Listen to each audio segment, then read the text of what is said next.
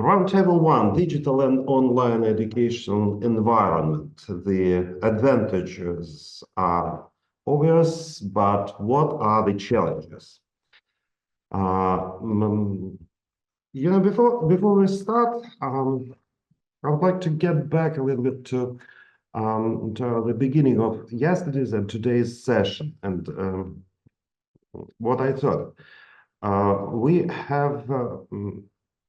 We are the UN agency and working with UN agenda, and there are two events happened in 22, 23. One was Transforming Educational Summit in September, and second was the Global Education Monitoring Report issued in the end of 2020 in the second part of the September, so in 2023.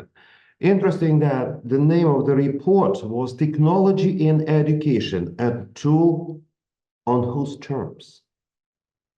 So a little bit, thoughts-provoking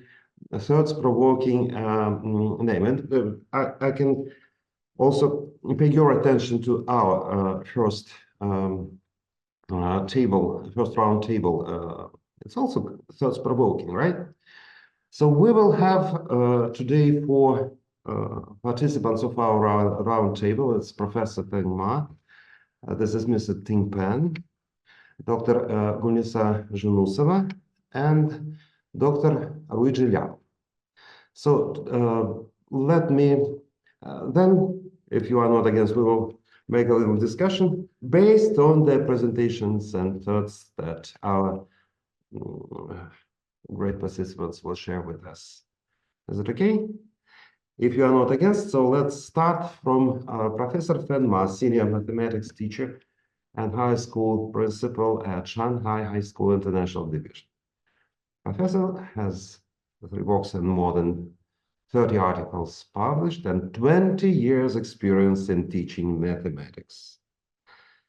And the idea, the title is The Blended Learning Practices, the challenges and how they are met in Shanghai High School International Division. Professor Feng Ma, the floor is yours. I will stop sharing my screen.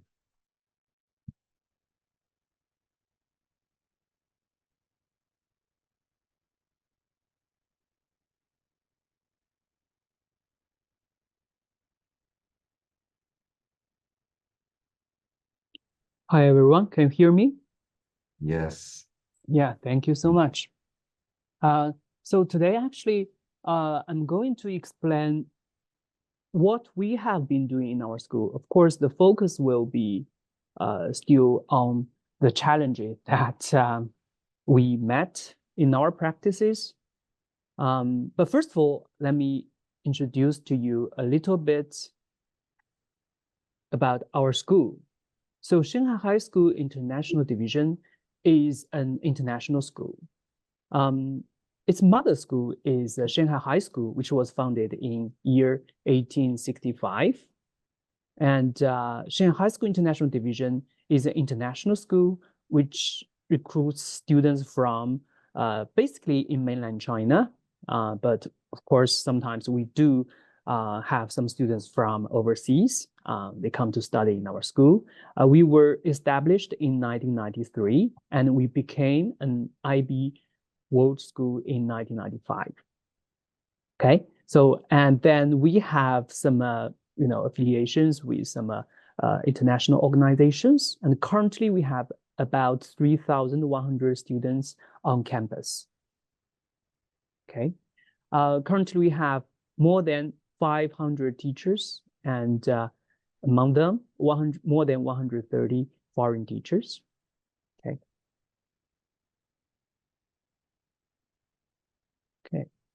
And yeah, our students come from different backgrounds, although I think still most of them come from, although some of them are with different nationalities, but some of them are Asian with Asian backgrounds. And our facilities include the following.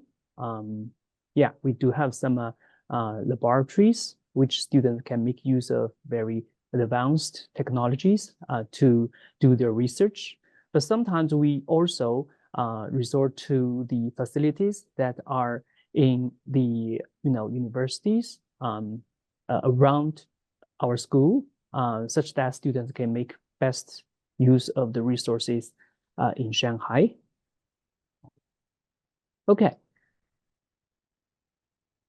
Our practice is our school. So I will mainly focus on the three facets. The first one, we apply digital technology in subject teaching. And we use digital teaching platforms to promote changes in teaching methods.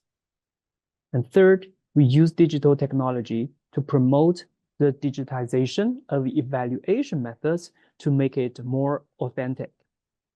So to give you a brief idea how we use digital technology, here I have quoted two examples. One is from, I think it's physics teacher. Okay, the other one is myself. Okay, so the first case is like this. Okay, so this is a video of the live class. So let's take a look. It's not too. I add a linear fit to these 6 data points, and then I'm going to demonstrate adding a quadratic fit. Is the linear fit good for you kids? We can see from the data here, like the root mean square error for linear fit is 0.07997, and for a quadratic fit it's 0.508, which means that the quadratic fit processes the data points better. And I'm going to add a quantitative function. Because in math, if we have like higher degree for the function, the fit between the function and the data point must be better, right? So how we just try the maximum for this application. Okay, so it will be fit. And we can see that the root mean square error has decreased to 0. But however, whether like this poses a question on like doing physical experiments, that whether fitting the higher power of function to the data points is better. And maybe the meaning of doing physical experiments is not to fit the data points as well as possible, but is to connect the experiments to theory. So maybe adding a quantitative function is not the best choice. Yes, thank you, Victoria. Have you all understand the whole part?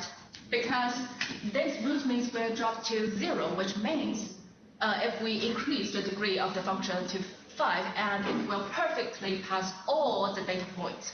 And that brings us a question, will it be really good for only focus on the function that can fit all the data points? No, because we know we are doing a physics experiment. So the work principle for this real world should be focused on first, right? So.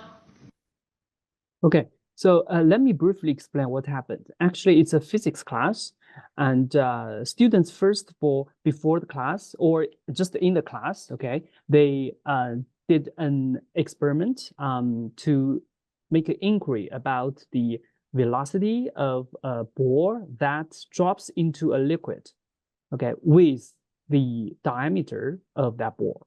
They want to investigate the relationship between the velocity and the diameter of the ball. And then first they do the experiment, and then they used the software called Tracker to analyze the video they have recorded during the experiment. And then they try to use that tracker, okay, to model the situation because they have collected data through that software. And then they use different models like regression models, right? Different functions, and then they finally come to a conclusion which one is better. And at the end of the class, they deduced the formula of the model by means of theory, the physics theory. Okay, so this is one thing that they use ICT in class. This is the other teacher's demo. And this is because I'm a math teacher, so frequently we use GeoGebra in our class to demonstrate the relationship to help students to understand, sometimes very abstract spatial image right here. So we are talking about skew lines, and then we try to figure out the shortest distance between the two skew lines. And actually, this picture is rather clear, right, for students to help them to understand. However, when you do not show this picture to the students, you just show them the equations, then it's hard for them to imagine what it looks like, right? So I used the software GeoGebra to illustrate the situation to the students, such that students can begin to imagine what happens when we move the 2 points along the lines. And then we can, sort of by observing the data changing here to see when we will have the shortest distance. Okay, so I think this is one way to help develop students' ICT skills. At the same time, students have a better understanding of geometrical, relationship. And actually, we can also encourage students to make this kind of, applets by themselves, because it's not that hard to learn these softwares. Actually, we teach IB diploma program in our school, and frequently students will have to do their own projects, and they have to use technology sometimes to do investigations if they want to make their project looks more authentic and more user or reader friendly. Okay, the second thing I mentioned is we use digital platforms, the learning management system, to help manage the classrooms, right? Because sometimes we have to go online, and the blended learning, flipped classrooms, these strategies are used in our school. So we practiced HLM, which basically means hybrid learning model in our school. And we'll see how students respond to this kind of, teaching method. So let's take a look at this video. With numerous tools that we can use to complete assignments and communicate with our peers, the Blackboard system is a major school platform that I use on a daily basis to enhance my learning experience. First of all, I will log into my Blackboard system after school every day to check for announcements and assignments that my teachers have sent. I would then record these assignments onto my daily planner so that I'm clear with everything that I have to accomplish for the day. Then I would open the link to specific subject courses so that I could find the assignments that I have to do, download the documents, finish the assignment, and upload it back into the system as a PDF or Word document. Other than the two functions of the Blackboard system mentioned above, I can also use the system to check for assignment feedback given by my subject teachers. Among all the different tools that we could use on the Blackboard system, the one that I have used the most is the discussion board tool. After completing my post and sharing my thoughts on a certain topic with the class, I could also read and learn what my classmates think about the same discussion topic. This helps us to effectively communicate with one another about our thoughts and opinions. After finishing everything on my to-do list, I could go back to the announcement sections to check again if I missed any assignments, and also download class materials to preview and prepare for the next day. Okay, so you see, our school adopted the Blackboard system, which is widely used in some universities. And basically, we can use it for one-stop notification to the students instead of students checking their emails or getting to the bulletin board in the buildings, or get to know information from the homeroom teachers, different sources. So we just put all information in that system, such that students can have an easy access to all the information that they want to have. And we also use that to work as a storage of the digital materials that the teachers have to allocate to the students, because it's always there, right? Students can download the materials at any time they want. And it's a forum function, I think, is especially important because students can exchange ideas even when they're not on campus, they're at home or in holiday. They can, post their ideas and then learn from each other. And actually that also helps the teachers to organize the flipped classroom, okay? Because we always ask teachers to try to make the class more effective instead of, teaching students stuff or giving lectures to the students, the one-way instruction, right? We try to make the class more engaged, right? So that's what we're doing using HLM.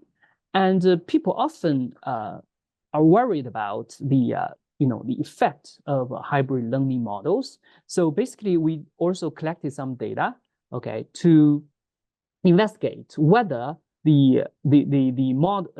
after we adopted HLM, whether the test data are even bad, not as good as before, or even worse or something. But we found that okay, the test scores, at least from this point of view, is not worse than before. We did the significance test. We did paired two sample test for means, and we found it's not significant difference. Okay, and also we had an experiment in our grade 11 mathematics classrooms. So we had one hybrid learning class, and the other two parallel classes, they did not do HLM. And then we compared the averages and the medians. We found no significant difference. Sorry, these are in Chinese, but I think you can understand the numbers here, okay? And also we did more data analysis for different subjects. Actually, we had raw test results across all subjects in the school year 2019 and 2020. And yeah, we collected the data and then we did the paired sample tests, and we found there's no significant difference. Okay. The last thing I mentioned is how we use information technology to change our way of assessment. Originally we just tried to assess our students through their test results, right? I think that's one way to assess students because it's a written test, right? And it's objective. It also is efficient. However, we do think the formative assessment is also important. So we asked our teachers to record what they think about their students during their daily teaching practices and record those evidences timely in our school's system. The system was established by our school. So we asked teachers to record those evidences and correspond them to the 10 competency factors that we think are important for students' personal and lifelong growth. The teachers will record the evidences. At the same time, they will also give a mark for that particular competency level. So we can collect the data. And then you see here we have one student. I think the red curve is the student's competency level all the way from grade 9 to grade 12. And the blue line is the grade average. So we see this particular student got pretty evident growth over the 4 years in our school. And also we devised a system. It's a personal evaluation system.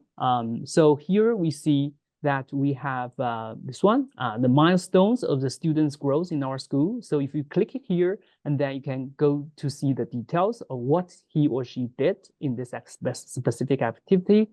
And this is a growth tree. This is a growth tree here. I have an enlarged edition for you to have a better understanding of what happened. Here we evaluate students from 4 perspectives. First one, virtues and values, knowledge and skills, practice and innovation.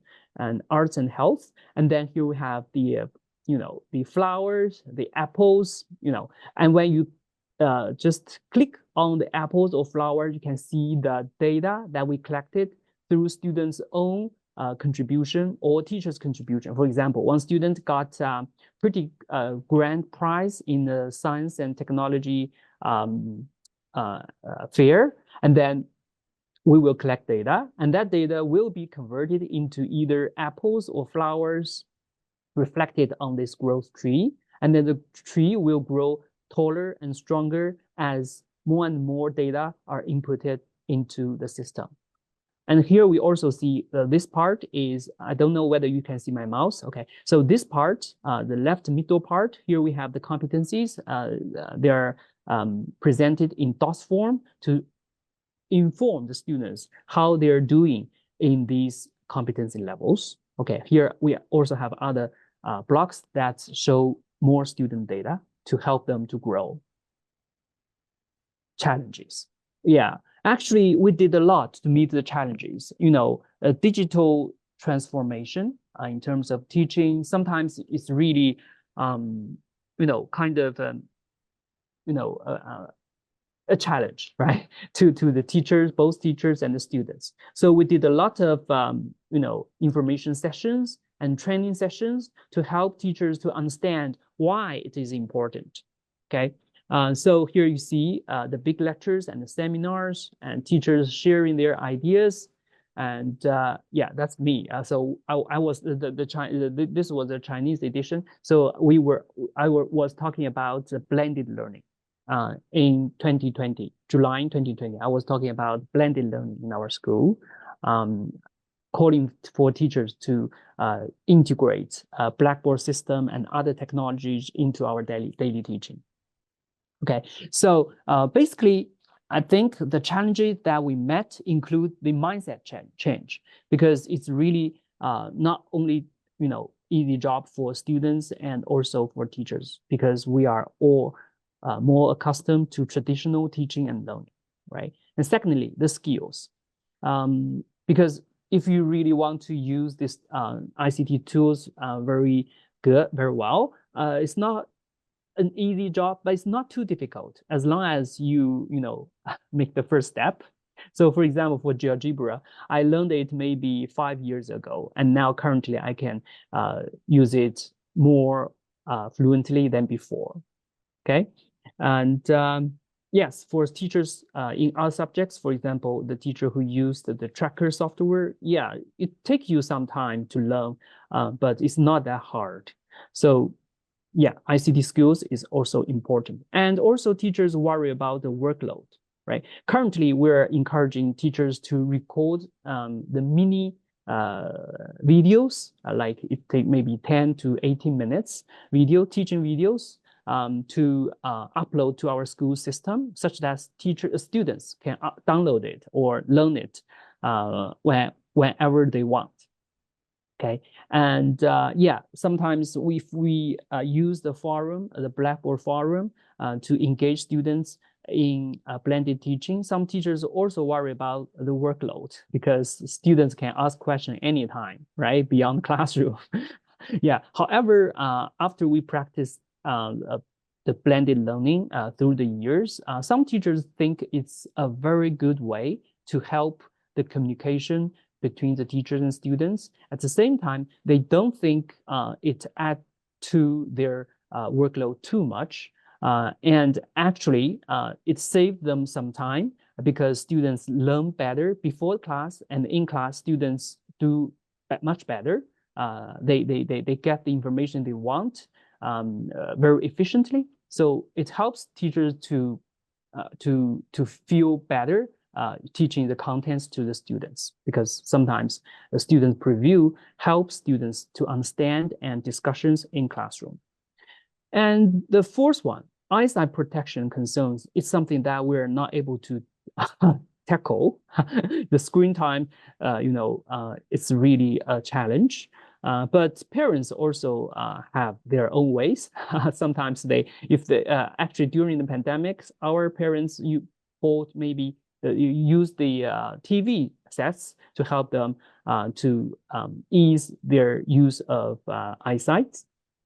And during the pandemic, actually, our online teaching time were also shortened. Our 40-minute blocks were shortened to 20 minutes. 60 hours were shortened to 30 minutes, just cutting half to help students to, to have a rest if they use screen time too much.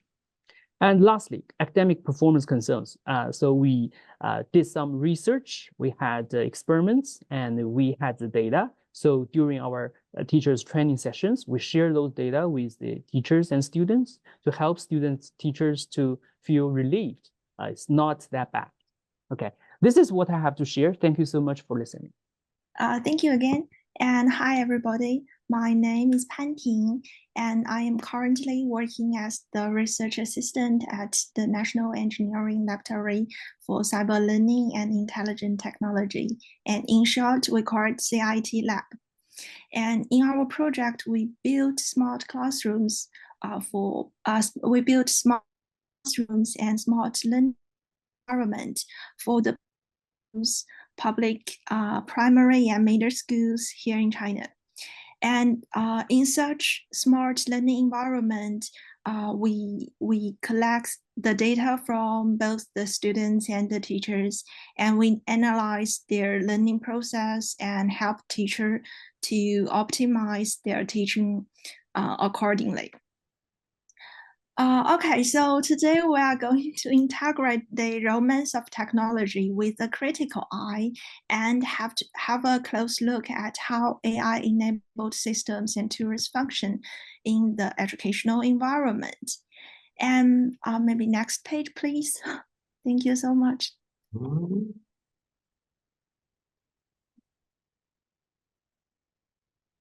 Okay, thank you. Okay, thank you so much. And before we start, I'd like to share with you a personal story. A conversation between me and a 10-year-old boy.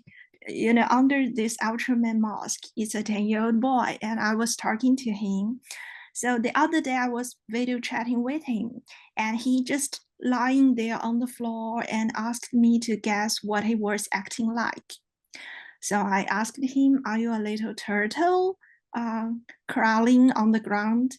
And he said, "No, take another guess. And I will give you a hint. I am cleaning the floor." And oh, I get it. You are acting like a rag, because we take a piece of clothes to wipe the floor. So I asked him, "Are you trying to be a rag?" And he said, "No, I am a robot vacuum." I said, "Wow, you're acting like a robot vacuum."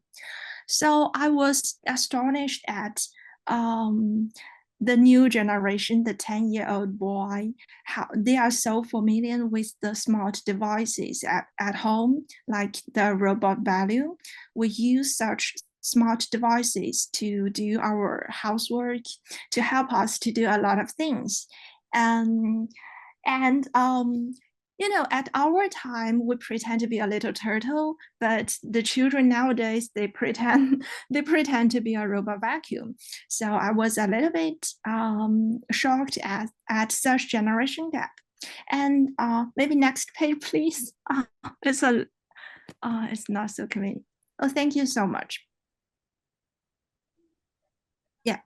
So here is what classrooms looks like a decade ago when I was still a student. As you can see here, we have the only digital devices in our classroom is the monitor here in the red circle and the microphone here in the red square. And yes, students are sitting there, like sitting in lines waiting for the teacher to give lecture or things like that. And this is how classrooms looks like when I was a student myself. It's not like in the big cities like Beijing or Shanghai here in China. This is a common representative classroom in Anhui province, kind of underrepresented areas here in China. And maybe next page, please. Thank you.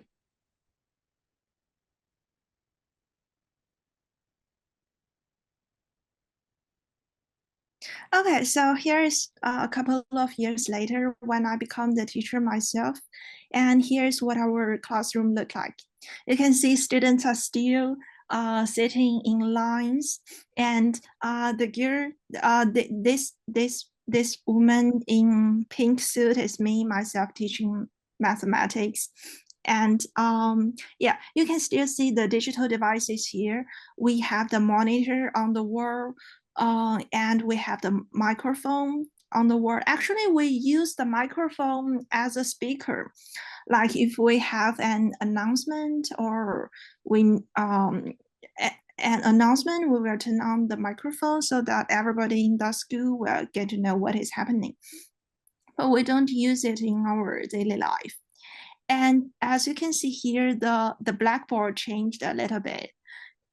We have a slide projector here, and now beside this blackboard, we can open it in the center of the blackboard, and we can get a slide screen so that.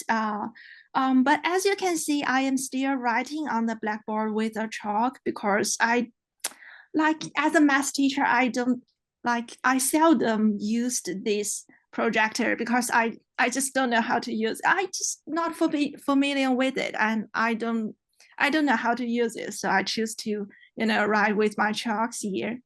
And next page, please.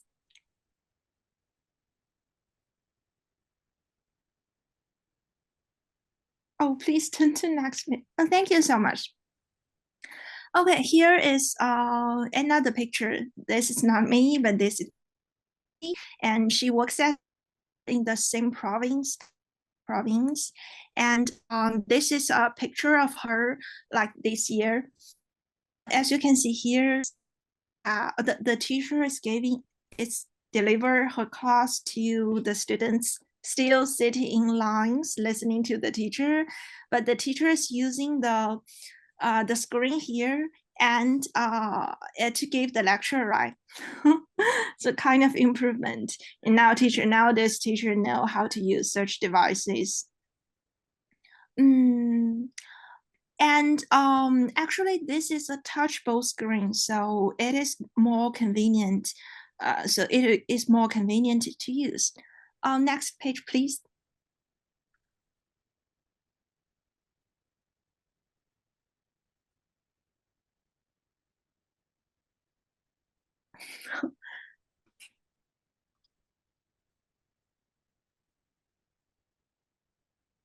Okay, so if we have a closer look, we can see the students have their individual tablet computers on their table.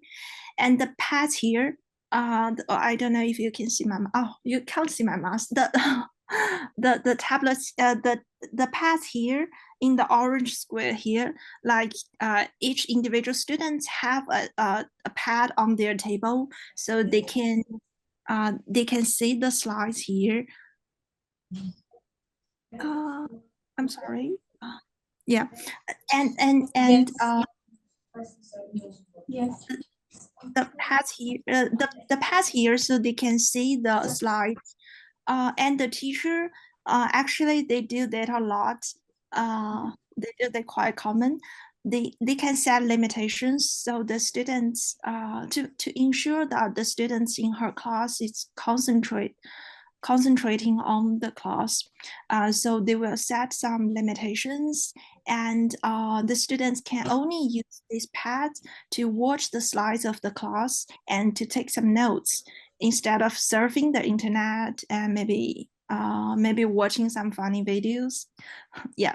So in addition, we also use the camera in these little devices, the pad here in front of each student, to collect individual learning data. For example, we record the facial expressions of individual students, and sometimes we even track the movement of their eyes so that so this is basically what we do in a classroom. with a human teacher in the loop, we can see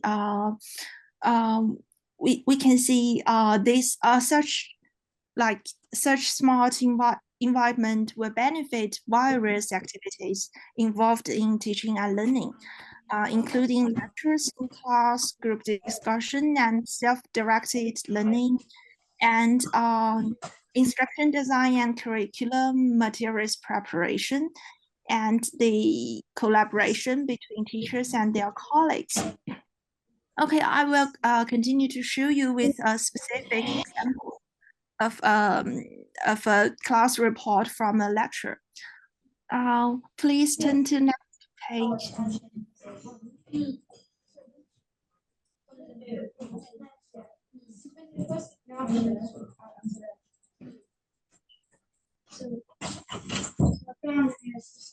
Okay, thank you so much. And here is a recording of a class of a lecture here, and there are actually two cameras. One is in the front of the classroom, and the other is at the back of the classroom. So we can see from the student's perspective and also from the teacher's perspective. And here in the orange square here, we can have so here the teachers can select either to have a look at the different activities in the class, or to have a look at the interaction between the teacher and the students, like asking and answering questions.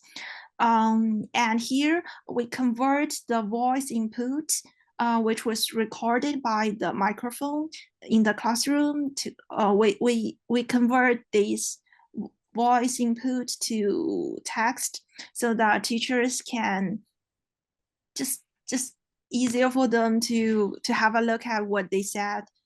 Okay, so please turn to next page.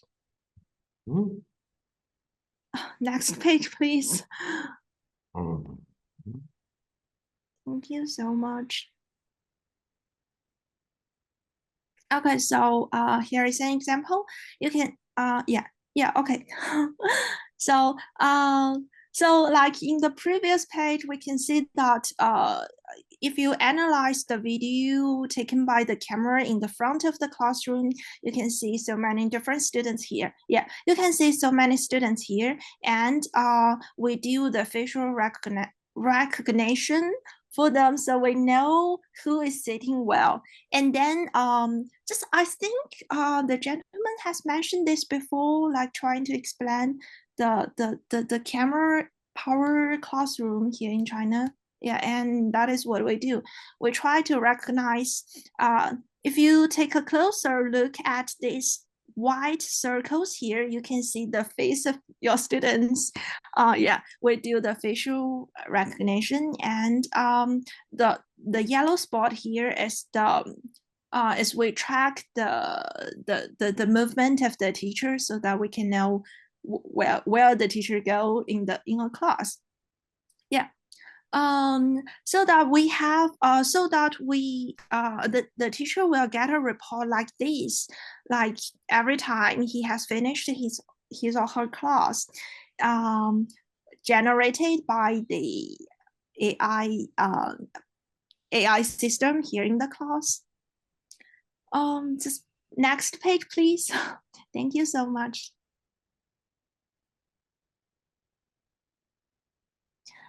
Okay, here teachers can also just get a detailed report of the you can see the word cloud here, as we just can't the algorithm can't like the most frequently used words in the class, and just come up with this report for the teacher, so that like previously, teacher has an overall impression of the class, but now teacher has some kind of evidence. So what kind of class, and who's the active student? Okay. So next page, please. So that is maybe that is too much about what we have to do here. Just a little bit explanation for just how we do it. like we do the video analysis, like I have mentioned before, and we also do the scene analysis. Like you have to know what kind of class, right? Like different kind of class, the project-based class or the lecture may be so different. So so you have to so you have different standards to evaluate whether students is active or whether the interaction between the teachers or and the students it's enough for a class, it's enough for a good class or something like that. Yeah, so we have the scene analysis. And we also do the spatial and temporal detection, like we detect when and where the action happens in the class. Yeah, and we use such smart devices to help us to gather the information and also help us to analyze the data. Okay, next page, please. Oh, thank you so much. So as I have mentioned before, growing up sitting in a classroom with only a monitor and a microphone as a speaker on the wall, we teachers just feel so excited when we have so many smart devices in the classroom. We feel like we don't really know the algorithm. We don't really know like how how the content was generated. We just get a report from the students with like figures and pictures. So we feel like, wow, the magic, the artificial intelligence makes us feel like it's kind of magic. Wow, just so excited about it. But here are some risks and challenges indeed. For example, the technical limitations. As I have mentioned, we do the facial recognition first. So if a student sits there in his seat, then the data will be accurate. Like, yes, the student is looking at the blackboard or something like that. But if the students stand up and leave the seat, oh my, it will be just so strange. So there are some technical limitations here, but actually, personally, I am really confident that such limitation will just be resolved like in the near future.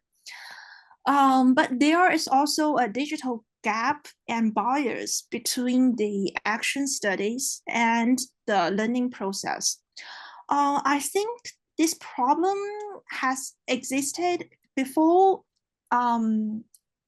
like for quite a long time, and it's not so digital, like the action study and the learning process. Because we have recorded, like using the individual paths on the table, we can record the students' facial expressions or even even track their eyes. But I can close my eyes, but still like listening to my teachers.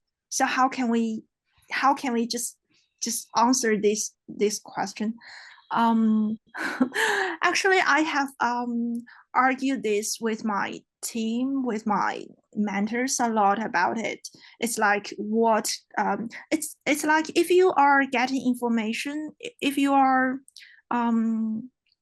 taking classes like totally online, you may get the information, you may analyze the user's behavior like much more easily, like the screen time and yeah. But if the class is offline and we have to collect certain data to just come up with a report, but what kind of data is really important?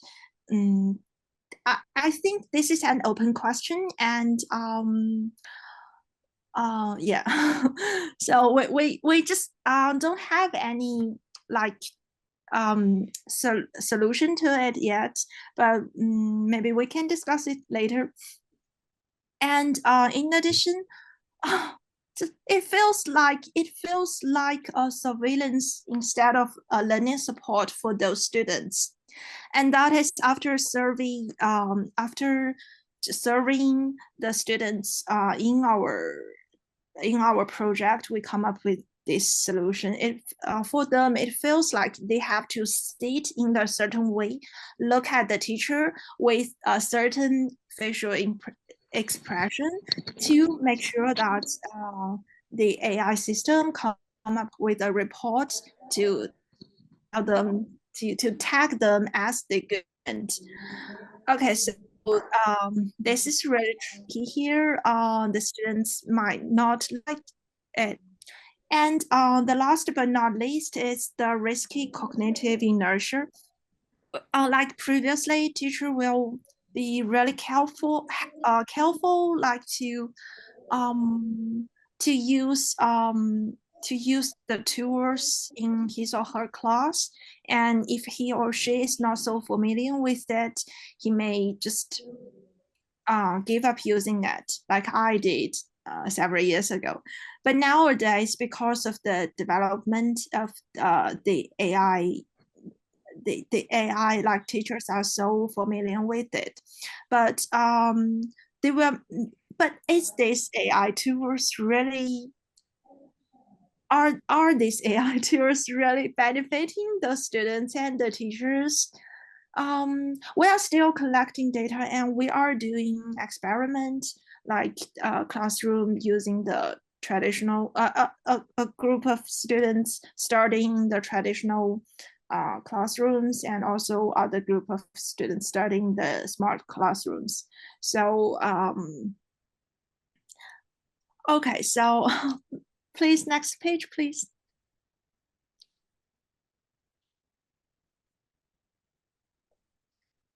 Okay, so here is like what we have imagined. The blended class should take place like this. Another situation, and it's still a lecture, like the professor standing here giving the lecture, and there are students offline and online. And the next page, please.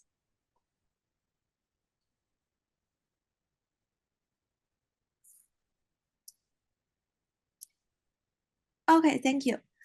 So here is the classroom here. So here is what the classroom looks like in reality, like with the screens here and with the seats here. We can demonstrate the report of our class when we are having it. So the teacher, so it's like it's more like the teacher having class today. It's more like he or she's driving a car, and he can get an immediate feedback, by looking at the screens, so that he knows what he's doing, and he can maybe just yeah. So it feels like you are driving a car, and you have some certain figures here, and now you are teaching a class, and you can see what you are doing, and maybe you can do it a little bit differently, or continue to do it in the same way. Okay, so maybe next page.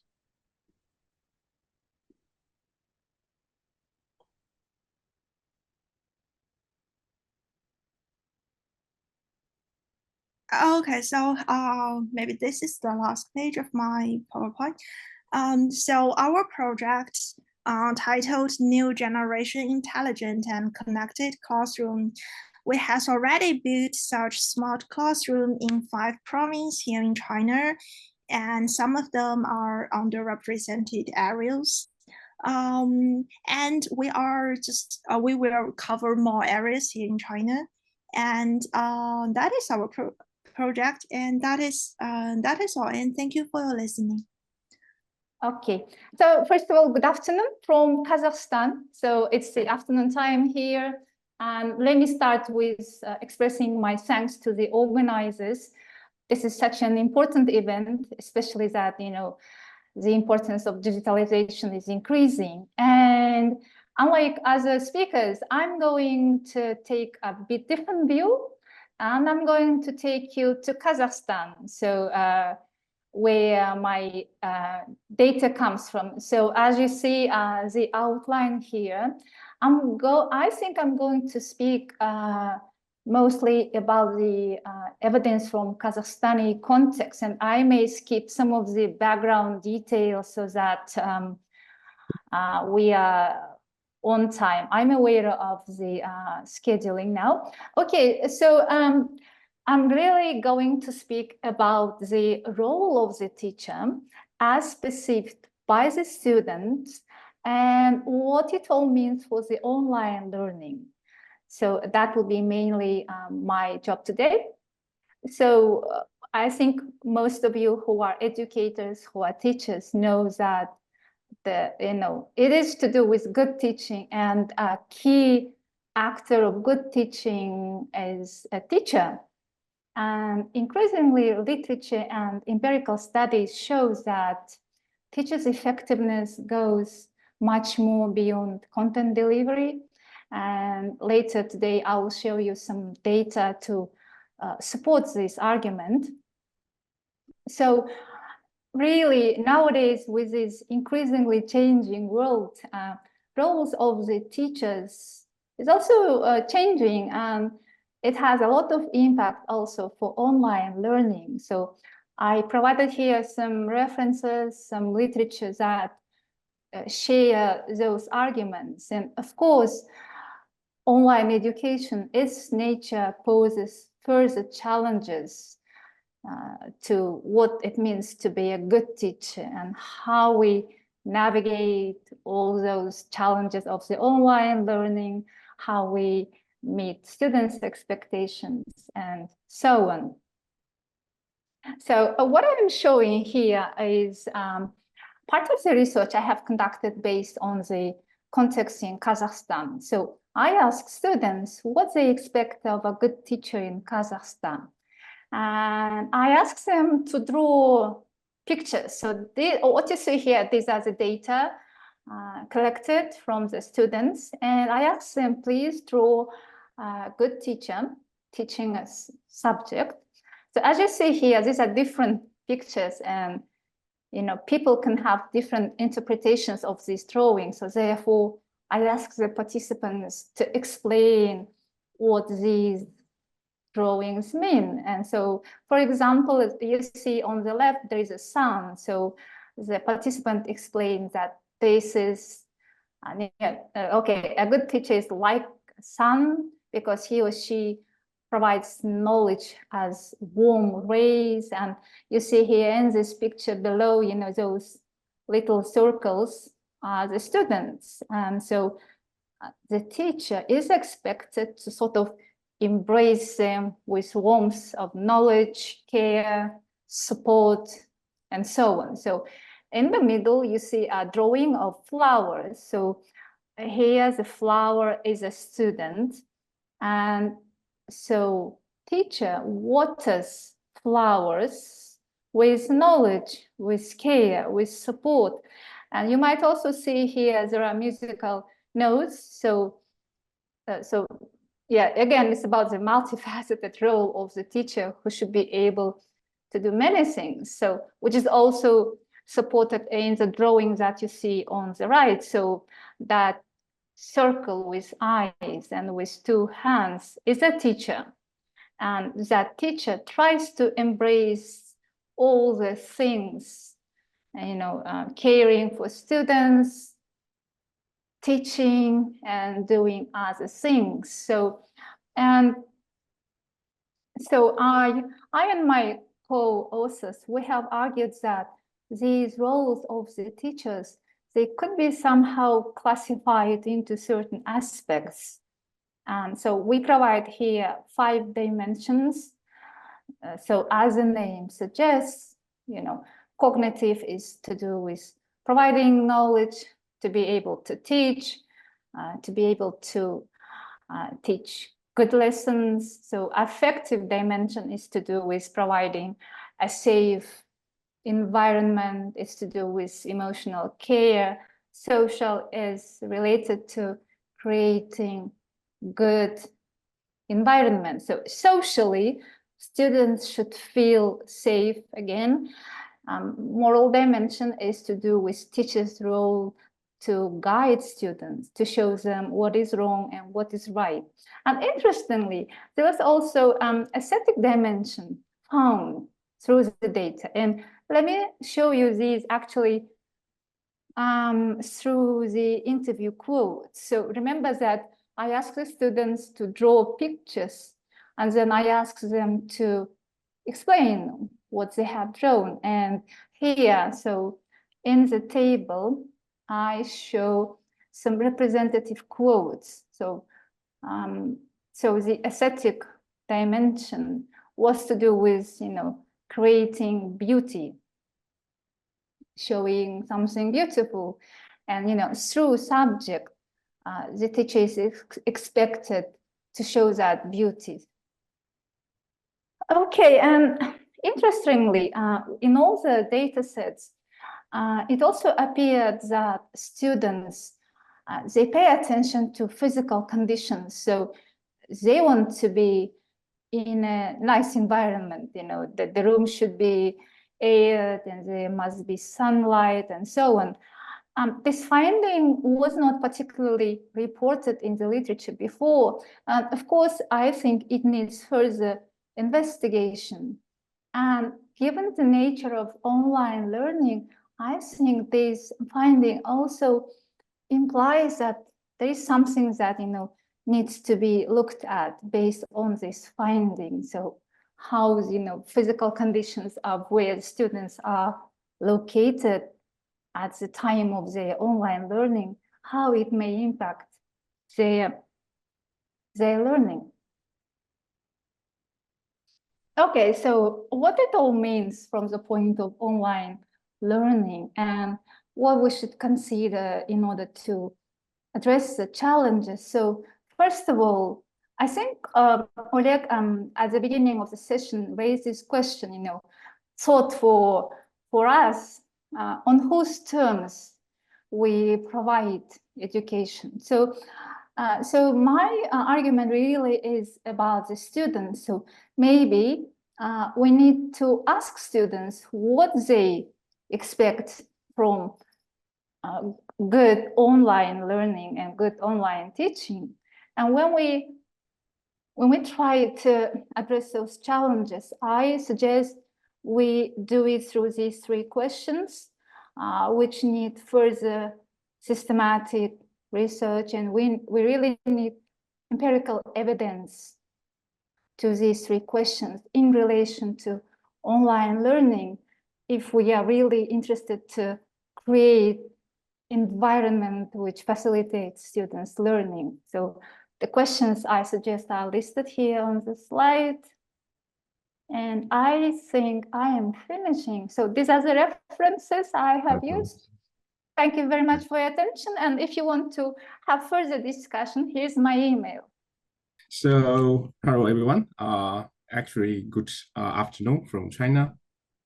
This is Ruizhi Liao. You can call me Ray from the Chinese University of Hong Kong, Shenzhen, China. So in this talk, I would like to discuss with you the challenges of AI-based learning, advantages, and especially challenges I would like to discuss with you. For example, the technical barriers, data privacy, human interaction, especially biased AI models.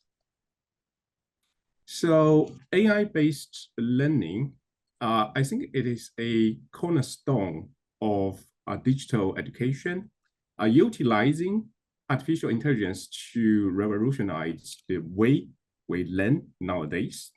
By harnessing the power of AI, educational experience can be customized to fit unique needs of each learner. So this kind of personalized approach offers tailored guidance and feedback, leading to enhanced learning outcomes. So with this AI-based learning, students can embark on a journey where education adapts to their individual needs. So I'm going to show you some example of the strong potential of AI education systems.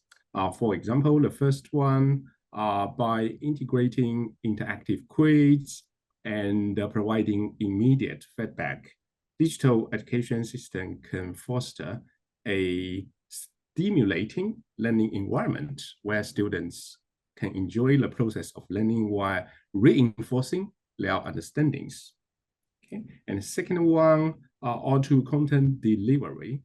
I think it is a transformative way to foster self-directed learning where students can explore concepts at their own pace, leading to a deep understandings. Okay. The third one, gamification. I think the incorporation of games creates a sense of accomplishment, okay, for students. Next one, smart reporting of students. So with the digital tools, educators, teachers, we can have the access to a wealth of data that provides valuable insights into student performance. So with this analysis data, we can, let's say, identify some patterns, some individual learning needs, okay? And by having this kind of, let's say, knowledge, we can provide them, let's say, the virtual tutoring and some education AI system I know that can provide the multilingual support, okay? So to allow students to use their own native languages to access, let's say, interesting materials from other languages. So these are the features or advantages of the AI-based learning system, okay? For example, the personalized learning. I actually summarized three most important, let's say, features or advantages of the AI-based learning as follow. Number one is the personalized learning. Okay, so the AI education system can allow us to have the personalized learning that is not available before. So through the AI-based assistance, educational content can be customized to fit each learner's unique requirements. So with this ability, we can adapt to individual needs. Okay, this is really, really important. Number two is real time. Okay, so we can now have the immediate suggestions. Students can make necessary adjustments. Not only students, but also teachers. We can make very quick adjustments. So we can rectify mistakes. We can strengthen students' understanding of the content we delivered. The last one is actually similar to the smart reporting I discussed with you in the previous slide. So data-driven insights. By harnessing the power of data, the AI-based education platform can analyze different kinds of, let's say, factors. For example, student performance, engagement, learning pattern, and these analysis provide us very, very valuable insights. And this analysis can enable the automation. Okay. So here we have the challenges. Okay. So the first one is a lack of individual attentions. Okay, individualized attentions. So in the traditional classroom, teachers can directly engage with students. We can observe their reactions and provide immediate feedback tailored to their individual needs. But as we know, AI-based learning, although it can also provide the personalized, let's say, guidance, but there is a lack of, let's say, human intention, okay, human interaction. Second one, the technological barriers or lack of access to, let's say, technology or internet. So with limited access to, let's say, technology or reliable internet in some countries, students may face barriers in accessing high quality online learning materials. Okay, and this inequality will further widen the educational gap. And next one, data privacy and security. This has been mentioned from time to time, but I don't think there is a very good solution for that, except we, let's say, implement some strong policies or regulations or law. Okay, I know that we have a national data security law implemented here in China that put really, let's say, strong restrictions to those AI companies using data nowadays. Okay. So next one, limited social interaction and collaboration. So the first challenge is the lack of individualized attention. And this one is the limited social interaction. Okay, so with the help of AI, we less talk to our peers. Okay, there's a lack of face-to-face interaction, group discussion, and these are very, very important to foster students, let's say, social skills, teamwork, and critical thinking. Okay, and last one, AI bias. Okay, this one I would like to put more emphasis. So AI algorithms learn or based on historical data. This is how it works. But the problem is that it may reflect a bias or it may reinforce prejudice. Okay, so if these bias are not properly addressed, AI-driven education system may reinforce these stereotypes, okay, or discriminate against certain group of students based on factors such as gender, race, or socioeconomic status.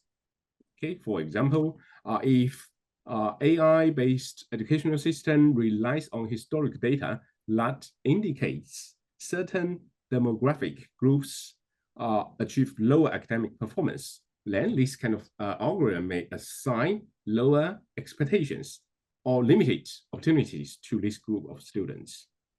Okay. So the last one is some solutions. These are very, very general solutions, I have to say. For example, the first one is that we can, of course, we cannot totally rely on the AI educational system. We have to introduce the branded strategies. Let's say combine the AI education system as well as, let's say, human teacher, human interaction, human attention. Okay. And to address the problem of lack of internet, lack of access to technology, device, there's no way. We can only build more infrastructure, okay, to close the gap.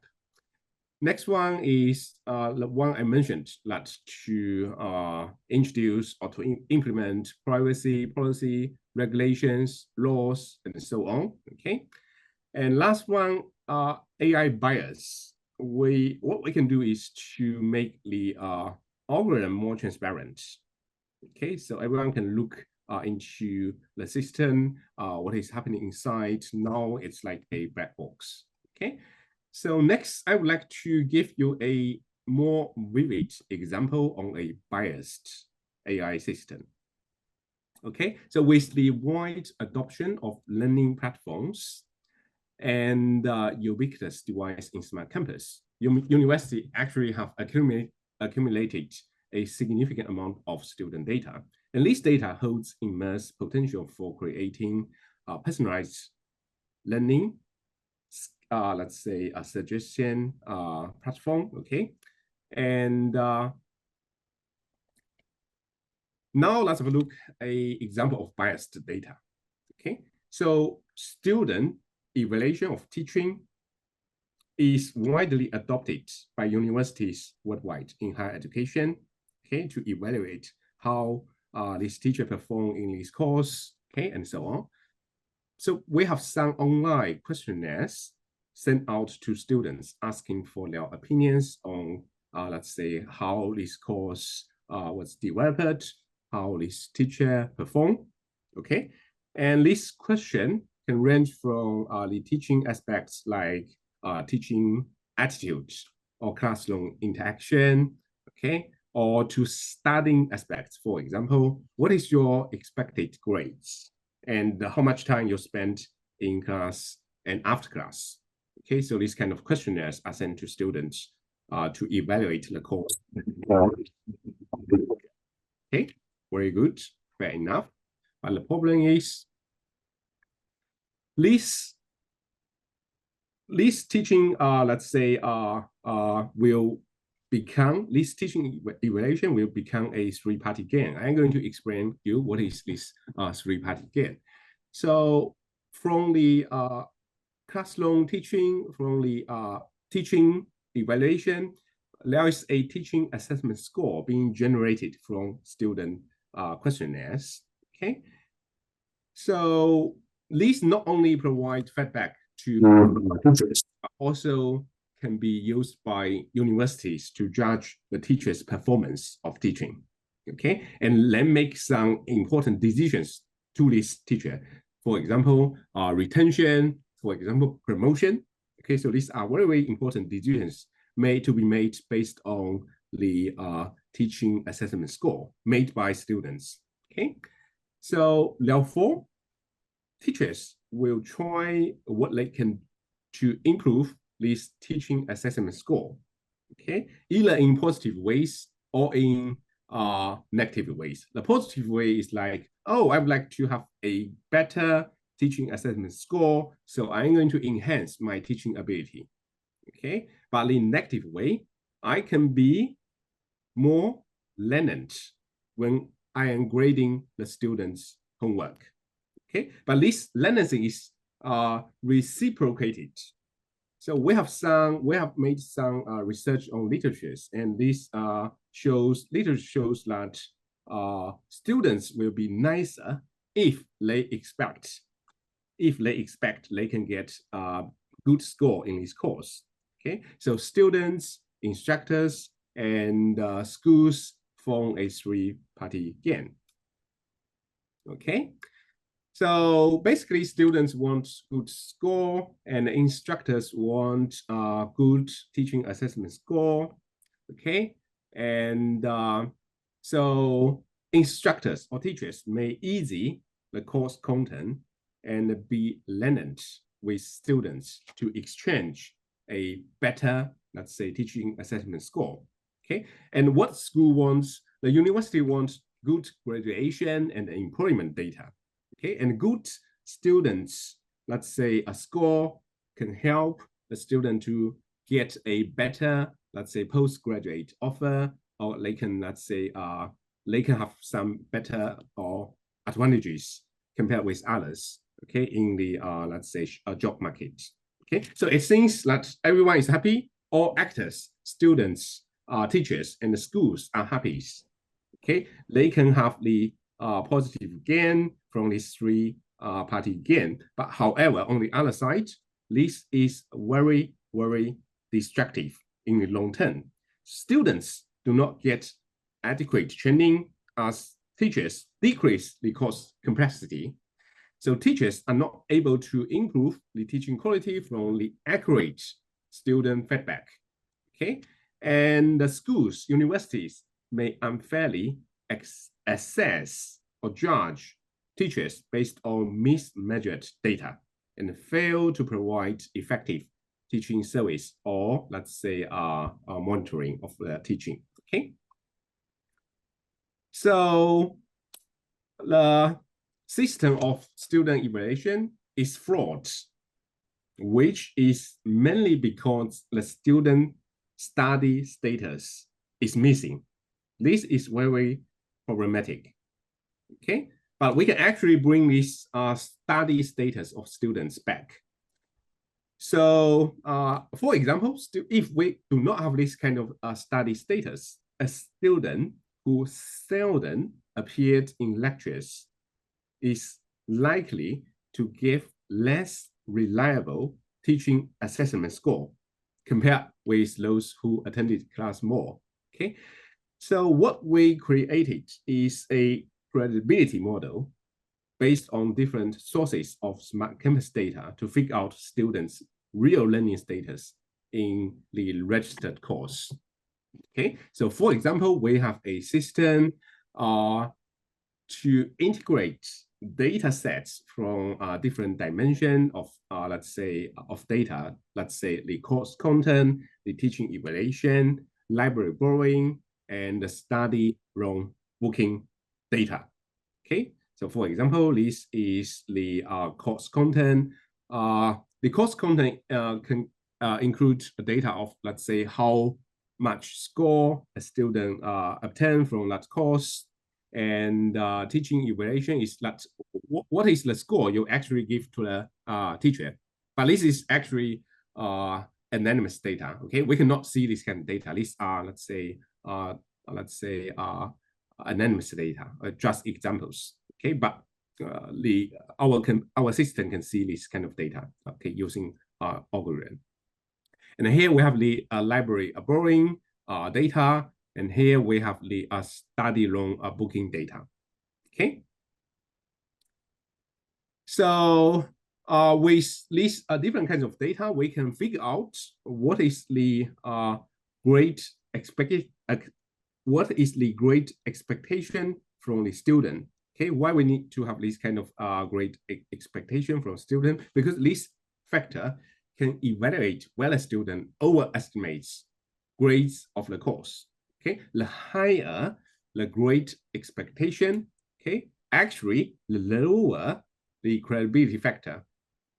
Okay, if you expect you can have a good score, actually, if you overestimate your ability, okay, the teaching assessment score you gave is with lower credibility.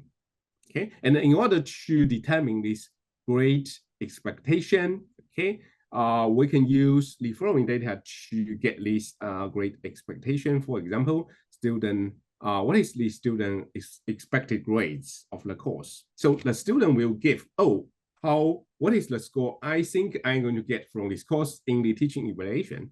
Okay, so the second one is that what is the complexity of the course and how much time you spend on this course. So these are all data we can get from the teaching evaluation of the student for the course.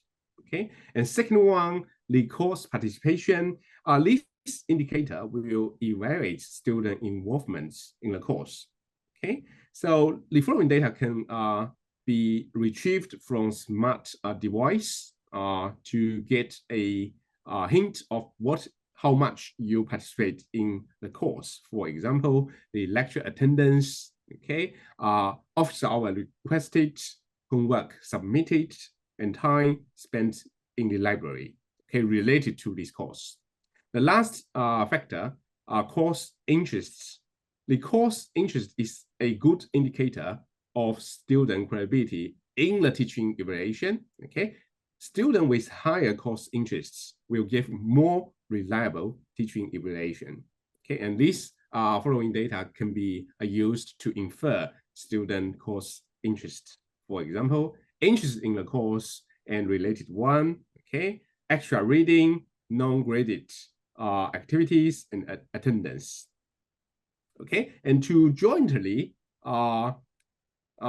consider all the above variables. Okay, we can build a linear regression model to derive student credibility model. Okay, so I think that's pretty much all I would like to share with you regarding the work we are doing and the challenge we are having for the AI-based education system. I put more emphasis on the biased, let's say, data. Okay, thank you very much. You to think that's what I've seen today.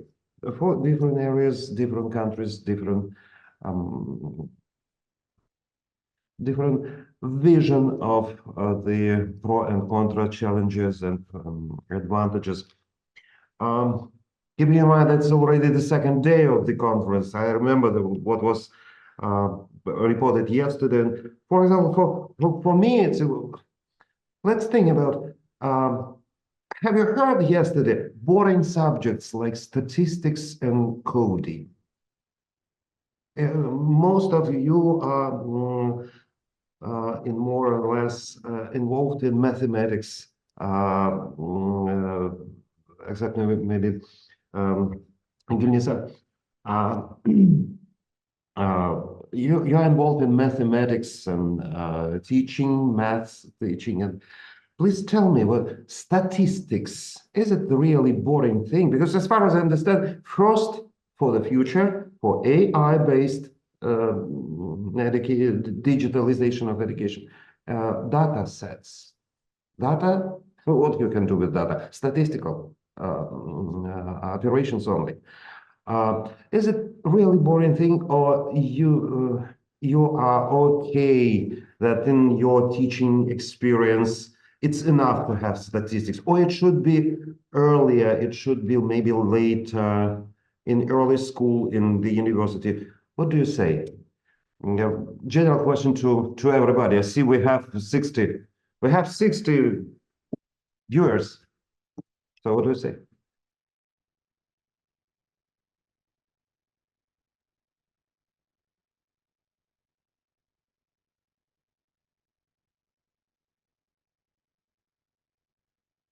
I see in the chat. Not yet. So this is one of the points that we can think about. That's what I thought when hear your great Can I excuse me to interrupt. I raised my hand. Maybe it's not seen. So can I comment on your question? Yes, sure. I'll be happy. Okay.